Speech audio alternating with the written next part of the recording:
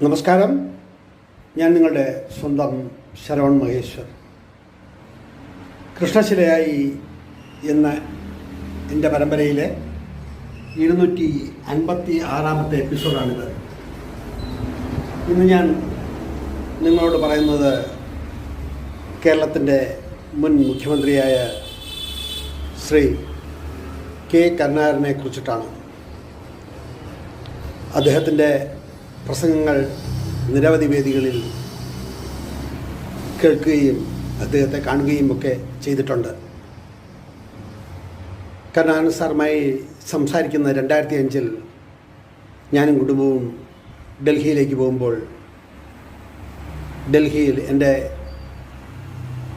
സാഹിത്യ പ്രവർത്തനങ്ങൾക്ക് ഒരു അംഗീകാരം കിട്ടുകയും ഒരു അവാർഡ് കിട്ടുകയും Bharat excellence of India award വാങ്ങാൻ ഡൽഹിയിലേക്ക് പോകുമ്പോഴാണ്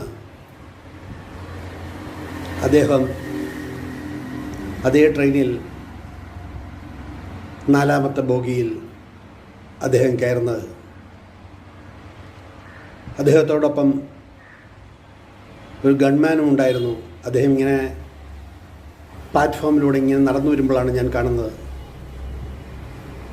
എൻ്റെ അടുത്ത സുഹൃത്തും കോൺഗ്രസിൻ്റെ പ്രതിനിധിയുമൊക്കെ ആയിരുന്ന തമ്പാനൂർ സതീഷ് അദ്ദേഹത്തോടൊപ്പം നടന്നു നീങ്ങുന്നത് കണ്ടു. ഞാൻ കയറിയ ബോഗിയിൽ നിന്ന് പെട്ടെന്ന് താഴെ ഇറങ്ങി സതീഷിനെ കണ്ട് ഞാൻ പറഞ്ഞു, എനിക്ക് കരുണാകരൻ സാറുമായിട്ടൊന്ന് സംസാരിക്കണം.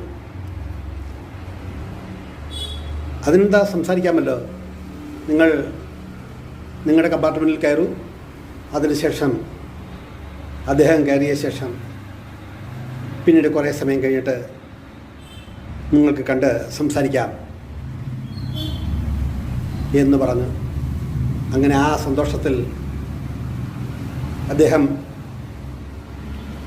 ട്രെയിനിൽ കയറി.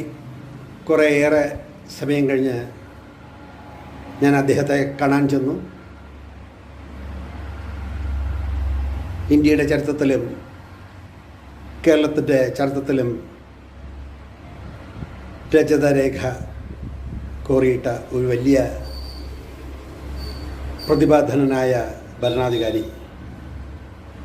അദ്ദേഹത്തെ കണ്ടതും സംസാരിച്ചതുമായ കാര്യങ്ങളാണ്